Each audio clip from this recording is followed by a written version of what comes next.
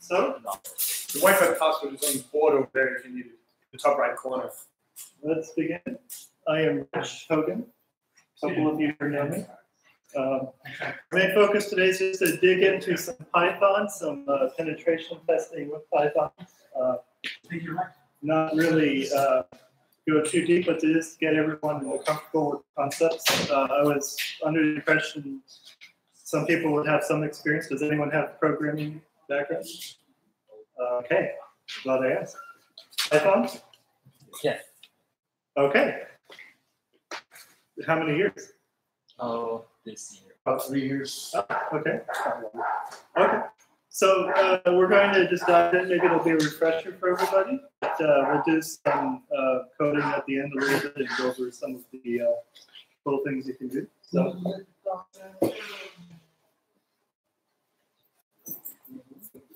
a little bit of background about myself. I have a BS in computer science, and I'm doing my master's in cybersecurity and computer science at Johns Hopkins through their online programs. Aside from that, I also enjoy anything that involves any of the following: breaking things, storing things, machine learning, artificial intelligence, a lot of that stuff, mainly offensive security. I like to find a way to destroy things from cell phones. You know, it's always fun to, do things like that. But so, our main focus then is going to be basically Python. I did mention that earlier, but we just want to dive into the concepts, get everybody up and running, look at some of the concepts of developing tools, and then also look at some of the other features of Python itself. So, why do that? Well, we have tools already, right? We have a lot of tools that come with Kali Linux, they come with Parrot Security, they come with a lot of the security-centric operating systems, but sometimes it helps to write. Sometimes it helps to think about what we can do with the language itself. I tend to do this a lot of the time. If I get something that happens to be, in a particular state, sometimes writing a tool helps to get more insight out of the information. This is also something, since I do mobile penetration testing, sometimes some of the vulnerabilities are susceptible to a malicious app where you can actually attack through a third-party app on the phone itself. So sometimes we would write code to mainly see what we can get from that, if we can actually exploit it, or we can gain information out of the target at that point. So there's always a good reason to write code. So it is a large language.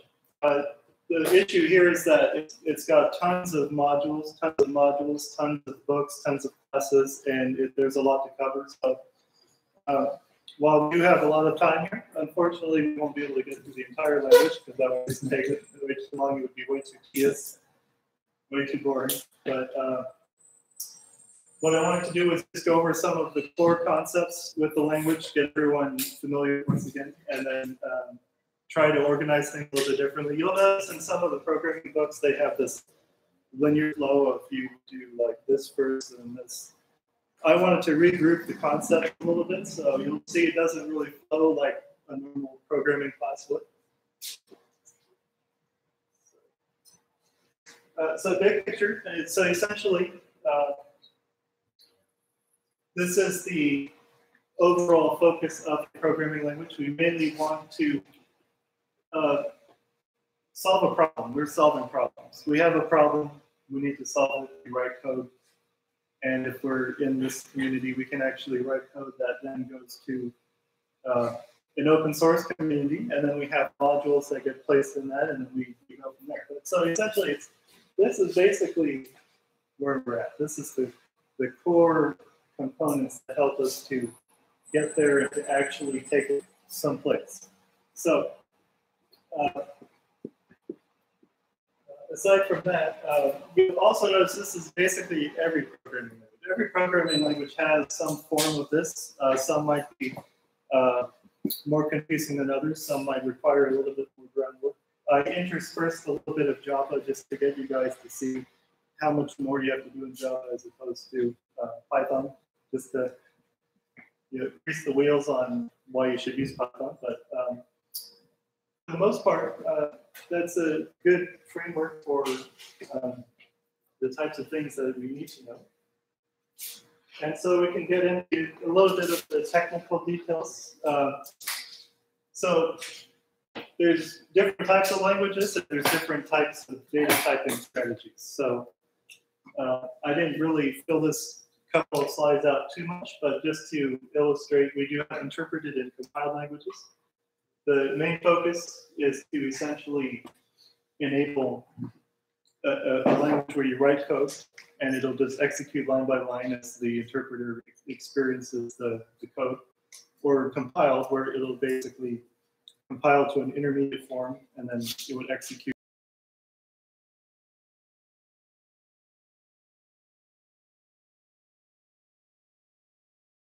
With typed in dynamically. So Python is an interpreted language, similar to Ruby. Just a couple of examples there. So the best part about that is you can run it on a lot of devices, mobile phones, tablets, other hardware components, even Raspberry Pis. So it's portable. That's one of the, yes, sir. Maybe you could explain what texts are. Maybe some people don't. Yes, we will get there. So just to clarify a little bit about the actual language aspect, and now typing. Yeah. So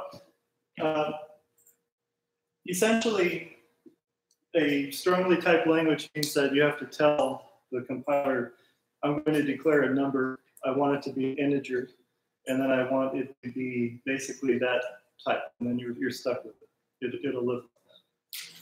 Also, these I didn't really get too in depth here, but so essentially, dynamically and loosely typed are similar. This here is essentially the overall picture here is that you would be able to, let's say you have a name variable. When the program is executing, you could actually make it a number or something else. I tend to think that's not the greatest way of doing things, but it's the freedom to do it that way if you so choose. But so really, it gives you some flexibility, because if you really had to do something like, let's say a list, for example, in Python, a list, which is a contiguous chunk of spaces that are next to each other. So you could actually have strings in there, numbers, different types of numbers, floating point numbers. So Python doesn't really care so much about that. Whereas in another language like Java or C++ or C#, you would have a lot of errors if you. So this is also something that helps to make it easier to learn the language and to just get familiar with the concepts without the semantical troubles. So let's dig into inputs. So if any type of program, we're going to have input, we're going to have processing, and we're going to have some kind of output. That's our main focus of any program. So the first thing is to get input. So this would be from the command line.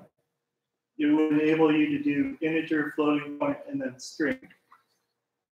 And then here, essentially, so input always returns a string. So that's going to be like an ASCII equivalent. It's not going to necessarily represent a number. So if you actually input something like 42, it's going to be a string representation of 42. So we use the int and the float to give us the actual numerical value for either an integer or a floating point number. That's where we can say, hey, I want this to actually be a number when you type that in.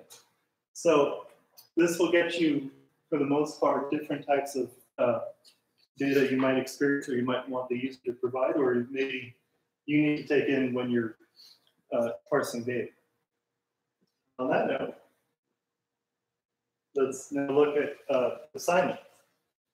So variables are how we actually store data when the user takes input. And so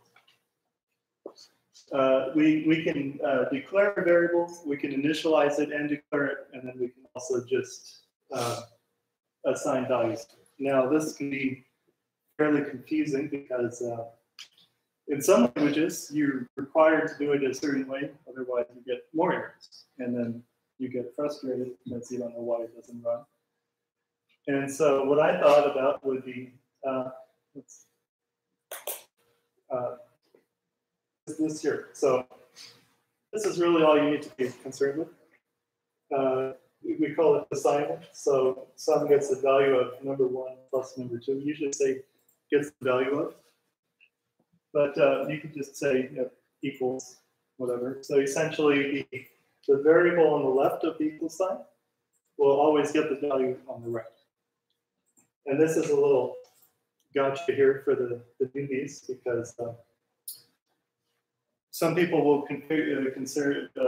get confused with equality, which is the 2 equal signs. So occasional mistakes will usually come out of this particular issue here.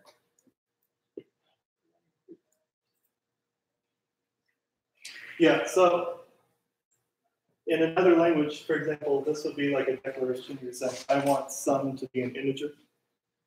And then you can go one further and say, I want it to be an integer, but I also want to initialize it to a particular value. In Python, not necessary, but you can if you care to. I tend to do this just to be clear about what my code is doing, and just to be thorough about that. So it's also numerical operators, just to point those out as well. Typical add, subtract, multiply, divide, a lot of other mathematical properties. That's what makes Python a very good language. So I also want to cover some of the naming conventions. I didn't go incredibly deep in this regard. I just wanted to point out that usually the camel case or the underscore is a good convention. Keep it consistent. That's the main focus. Don't change, because then you come back 3 months later and you look and you say, hey, what does this code do? I don't remember. So if you just keep things consistent, it helps you as you're growing and you're building bigger and bigger programs. I know I've gotten bit by this before and had to rewrite the whole program because I had no idea what I wrote initially. It happens. But this is one of the more important ones. Like avoid things like this. Even Python will complain about that. And also this one, I actually made this mistake, and I was wondering why my code wasn't executing. And I realized, oh, that's already a class or a module or a Python file. And I was like, I just overwrote like half of the modules I care to use. And I was like, oh, I have to change the name. So that's another one. Try to keep it consistent as well when you want to name something. Also, keep in mind that if you're going to be sharing code, I don't necessarily know what X is. I don't necessarily know what XY means. So if you do something like xy.py, no clue what that means. You can do something like file and file reader, something like that. Try to keep it consistent in that form as well, so that when you're actually sharing code, people are able to follow through and understand what you're doing, and it's also easier to maintain if you're not the one maintaining it. And it just keeps things mainly consistent, which is always critical. So reading from files, another form of input, very simple in Python. It is not this simple in other languages. And so basically our main focus is to specify a file name, a list to store our contents. I'm assuming it's line by line that we want to do in this regard. Just being good Python stewards, we want to make sure that we're making sure we catch issues if they come up, if we can't open the file. And so at this point, we would open the file to read, and then we would go line by line and append it to a list at that point. And then we would have a reference to our contents here once execution completes, and we would have our values that came out of that file. So you can write the files. I do remember I did not include that. We'll do a demo of that. But for the most part, this is pretty much a good way to get data into your program. I use this a lot. Usually I'm parsing the file of some kind. And so this is just a module that I wrote and then I keep it. And I usually make more advanced parsing out of files, but this is a good format just to get started. So, you'll notice here, I actually used a list.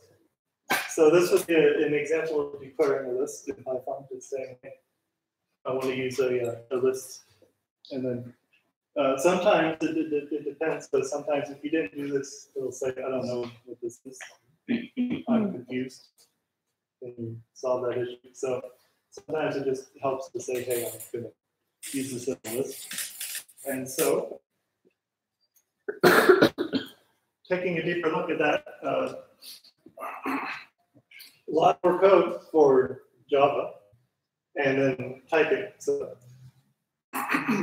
you want a string list in this case, or you want an integer list, or something like that. Like in this case, this is a complete list, and it's mixed type, so string and numerical. No issues there. And then for the most part, you can just, however you want to work through the algorithm, it'll accept that data for the most part, and then you just move on with the program, excuse me. But so just to give you a good juxtaposition of different languages and how they make you declare things, that looks like it's a lot more work. So once again, just the ease of Python is why it's such a popular language. And then, so we've covered input, data storage, and now output. So printing it out to the command line, very simple, straightforward. Just usually some kind of preface to what's in the data. Concatenation operator. Cool. So you can use the comma or the plus sign. That's also overlooked. But so now you can kind of see how the data is flowing through the program. So you take your input, you store it, do something with it, and then spit it back out to the user so they can consume. Similar thing for files. The only difference is it's a list. So we have to iterate or loop over the file contents at this point. So you can also see the flow. We've read the file, we've gotten our data, but now we need to display it. So now we have to say for each line in our file contents here, we're going to do something with it. So this would be a for each loop, basically. It gives you the ability to, for every element of that list, do something, and it'll end automatically. You don't have to worry about figuring out how many it is, figuring out if you're going to count. Usually you could do this in a couple different ways. This is the easiest in Python. It's just a couple lines. You're good to go. So that's a critical feature as well. Now moving into the operators for decision making. So we've done input, process, and output. Now that would be pretty boring. What do we care to do? What are we going to do with a couple of things? Not much. So we need to be able to make decisions in our programs. We need to be able to say, hey, I need to compare things. I need to decide, hey, am I going to do something here or am I not? So these are the operators that start to get us there, the major comparison operators. Greater than, less than equal, greater than equal. And then equality and not equals. So once again, that's important. It does cause mistakes. And so this is basically stuff that you can use for when you're trying to understand an action to take, basically. And then we would have our logical operators. So in this case, we have and, or, and not, very standard, very same in pretty much every language. And so and basically has two inputs. The key factor here is both have to be true in order for you to get a true result. In the OR, either of them has to be true to get your result. And then the not is just an invert. So true becomes false, false becomes true. And then you can work through your logic at that point. So that brings us into ifs. So just like other languages, it gives us the if, else if, and then else. This is just the convention for the purposes of the top. This is actually the else if statement. It just happens to emit a couple characters. So if this isn't true, then this is what executes. So it'll just drop down. And if none of these are true, it just gets to the next line after the statement and then moves on. So here we're just saying, are these two numbers equal? They're not. So this is not going to execute because it's going to say 10 is not equal to 25. It's going to say these are, and then it will spit it out and print this out, and then move on. So another example, you can also see that these are overloaded operators, and so overloaded means it might have a function for looking at maybe numerical comparison or equality, but it can also handle string or ASCII alphanumeric comparison. So I wanted to illustrate that concept because it's things that we tend to use quite often when we're doing this type of work. Another example, validating your input. We get input and we want to know. This is big ticket item in security. Validating the user's input. Never trust it, ever. And so we always make sure, hey, this is negative, just in this sense. I don't want negative numbers. I don't know. But if it happens to be negative or zero, say, hey, not what I want. That's an example of starting to build up our concepts. So now we have the next issue of we've written code. We have input, processing, output. But do you want to copy and paste all of those instructions millions of times to build your big system? Probably not. That would not make programming the kind of job it is today, if that's what you did all day. So we loop. We say, I want to execute this code. I want to do it this many times, or I don't know how many times I'm going to do it. There's situations where we don't know how many times the code is going to execute. We don't know what to expect. There's different types of looping constraints we can use to ensure that we're able to actually have the code execute the way we want without having to know what to expect or when we know what to expect. So, for loops. Basic example, this is basically saying I want to start here at 10, end at 20, and I should have included if you don't want it to be by a step of 1, you can actually do that as a third argument to range. So range will just basically say 10, 11, 12, and so. And then we'll just print those out. Off by 1 errors.